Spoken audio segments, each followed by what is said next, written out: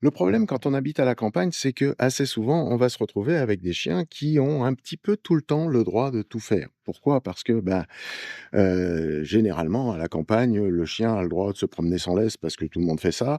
Quand il voit un copain, il va avoir le droit de lui foncer dessus et de jouer tout de suite parce que c'est pas interdit. Et on va avoir des chiens qui vont être des chiens que j'appelle un petit peu Mowgli, c'est-à-dire que dès qu'ils vont se retrouver dans un environnement un petit peu plus contraint, un petit peu plus avec des règles dans la ville, on saute pas sur n'importe qui, on fait pas n'importe quoi, on va pas sentir tout et n'importe quoi.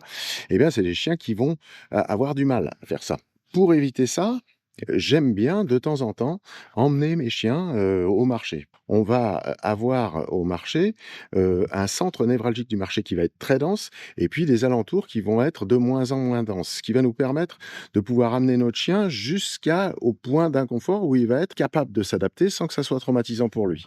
Il va croiser plein de gens, il va y avoir plein de changements de direction, il va y avoir des moments où il va falloir traverser la route, il va y avoir des congénères qui vont être, à l'horizon et sur lesquels il va devoir ne pas, foncer.